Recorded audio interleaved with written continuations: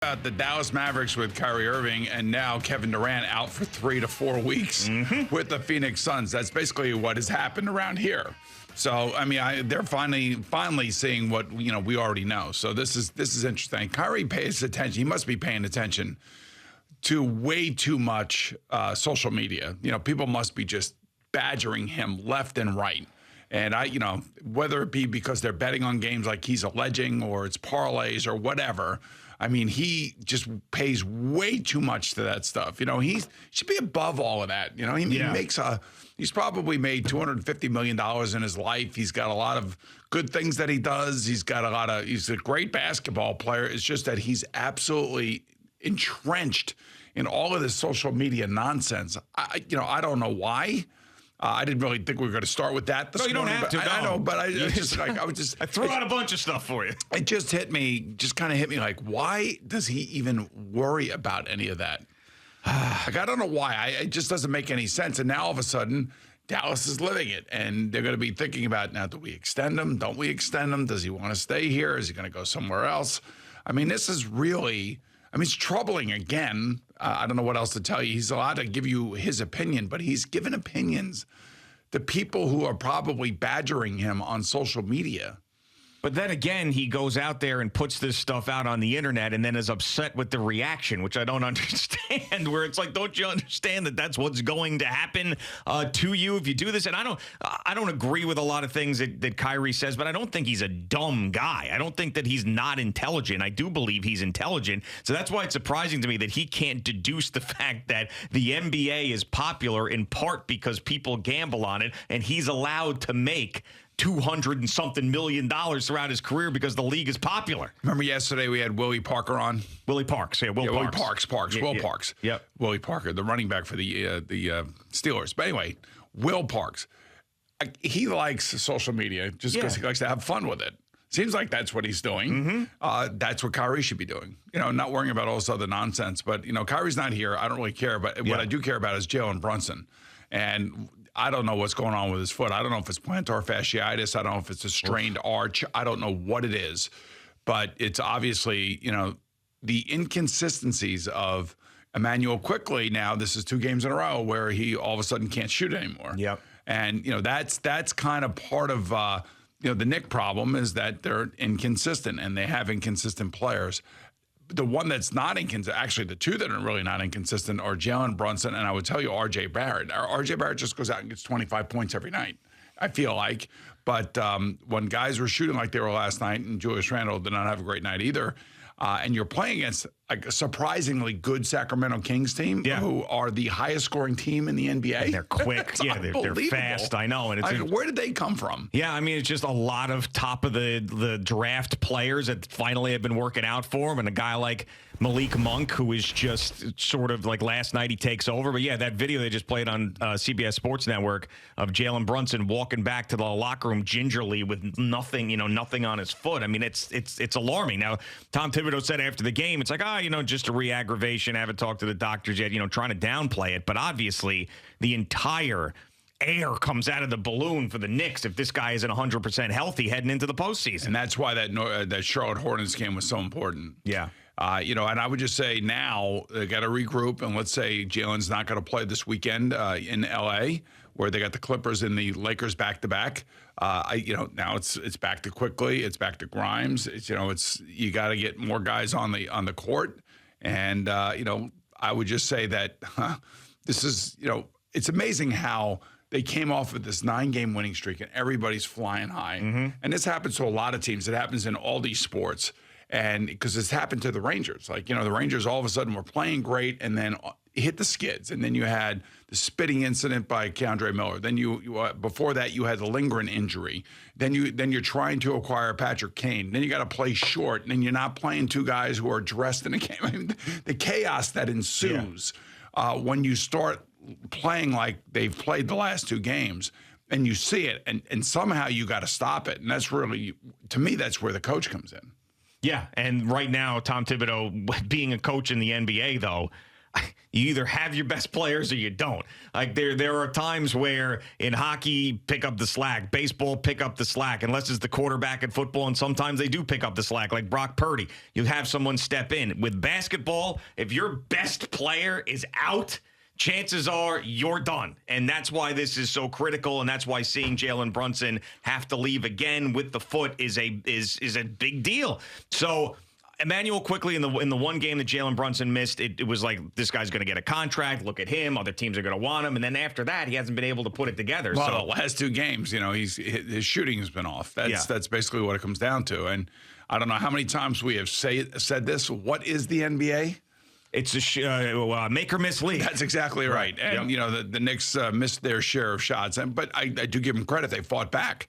I didn't watch the second half. Right. Well, right. So I came in this morning and I watched the final 10 minutes. Yeah. And it was, I give them credit. I mean, they're obviously playing against what I felt like was a much faster team, and just they were flying up down the court. I mean, it reminded me of the Devils on the ice. Yeah, It's up and down, and it's just balls to the wall basketball. And it's going to be interesting to see what happens with Jalen. I don't think Jalen Brunson is going to play for another week. I can't see it. I just cannot see it. There were 2 things. There was so much positive momentum, and there still is for the Jets, and there still is for the Knicks. But both of these franchises that have been starved for positivity for years and years and years. Prior to the last couple of days, it's like all this momentum's moving and Aaron Rodgers moving, but it's silent now. And then the Jet fan collectively is holding their breath. And the Knicks fan now, after a couple of losses and Jalen Brunson with the injury, that's now going back to, oh my God, why did I let myself get all worked up about my team? Something bad is going to happen. And it has. So Jalen Brunson's got to get healthy. They got to get back on the trajectory they were on. And Aaron Rodgers needs to come to the Jets. But if he doesn't get healthy and Aaron Rodgers doesn't show up in the Florham Park, then we're talking about this fan base is feeling the same way about their teams that they always do, which is you're teasing me and then you punch me right in the face. Don't you feel, though, like with the Jets, the players are all in too now? Oh, yeah. I mean, and you could just follow pretty much all those guys on Twitter, and you could see whether it be Sauce Gardner or whether it be Will Parks or any of these guys. You could just feel like it's going in that direction, just from the players' perspective. Yeah, Sauce said something yesterday, too, about how it was if the deal is done, it's a package deal all over the place, which I was assuming that more players are going to come with Aaron Rodgers. That's what it sounds like, but, maybe he's listening to us. Yeah. You know what I'm saying? Yeah, maybe. I don't know. I mean, I don't know if Sauce is checking it out. He could, after Will Parks was on, but Sauce basically was like, I can't tell you the names, but it's going to be a package deal. So it sounded like he knew something, that someone had told him in the organization and that would be strange to me, though. Do you think like he would be privy to those conversations? I think it comes from other players and maybe players who have the same agent as he has. Okay. There's a million ways for players to acquire information that we don't have. Right. And a lot of that has to do with, guys kind of linked and working out together and having the same agency and going through the draft. I mean, you never know whose sources are. Yeah, whose source is source. That is really hard to say.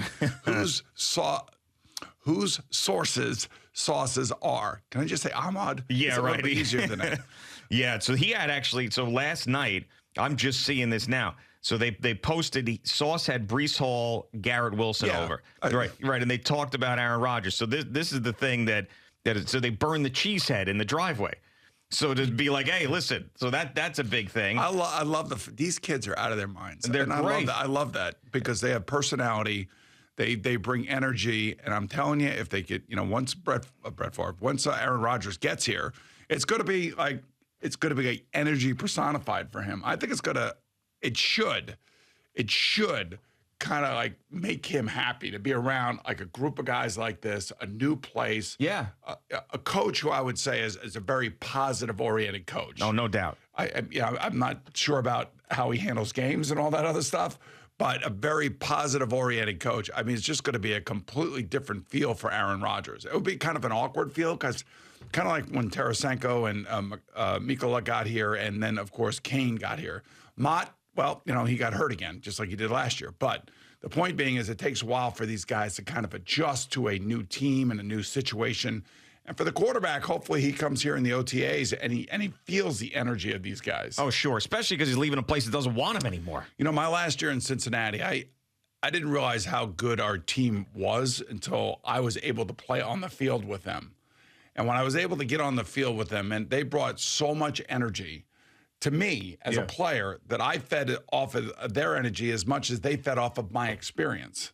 And listening to me in the huddle and doing what I was asking them to do was it had a profound effect on me as a player. It's like one of the best 6 weeks runs I've ever had in my career was my final 5 or 6 games that I played with Cincinnati, just because of the youth.